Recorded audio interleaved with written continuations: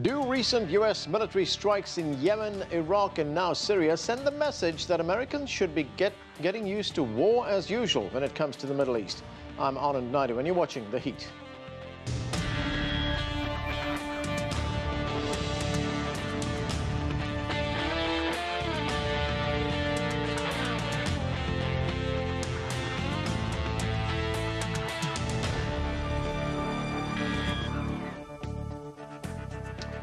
As a private citizen and candidate, Donald Trump opposed U.S. involvement in the Middle East. Since taking office, President Trump approved 2 military strikes in both Yemen and Iraq in the fight against the terror group Islamic State. The strikes reportedly killed dozens of civilians and remains under U.S. investigation. The latest strike came in the shape of a 59 tomahawk missile barrage against a military base in Syria. Trump claims the missile attack was in response to U.S. intelligence that alleges Syrian President Bashar al-Assad's Air Force unleashed a deadly nerve agent against Syrians who oppose his government. With us to discuss the latest shift on the attacks in Syria and Trump's shifting Middle East policy is CGTN correspondent Nathan King.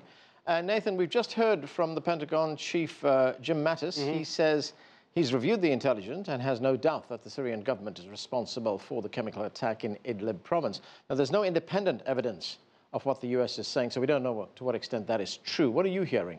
Yeah, ahead of Mattis's press conference, there was actually a very detailed background briefing by the White House earlier over the phone, and I joined in. And I can tell you, they really laid out the case very detailed. You know, the Trump administration hasn't had many calls like this, but they really wanted to make the case that they believe that the Russian and Syrian narrative over this sarin gas attack is actually wrong.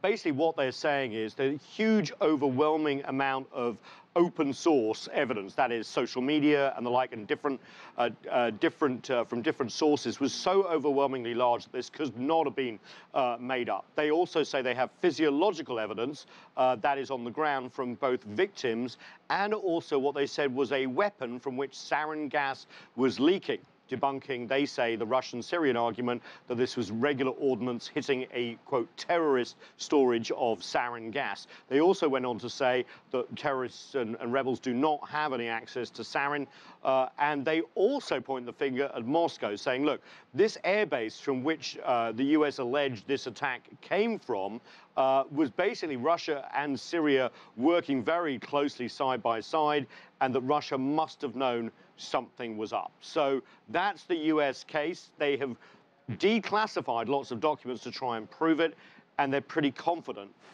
pushing forward.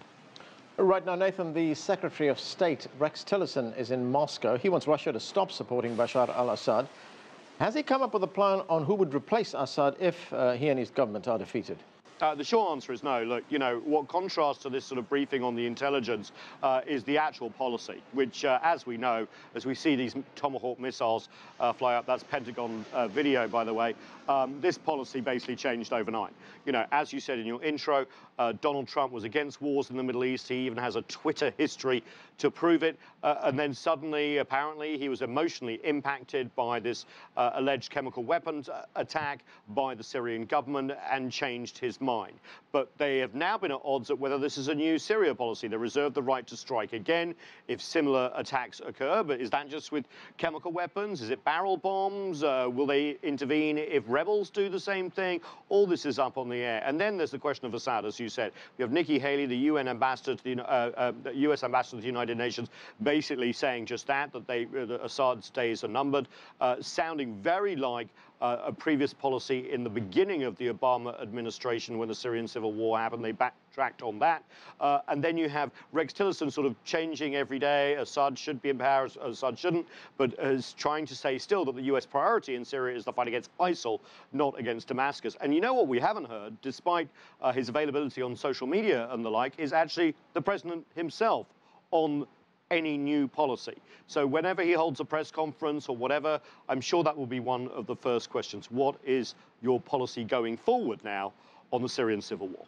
Thanks, Nathan. That's CGTN's Nathan King reporting.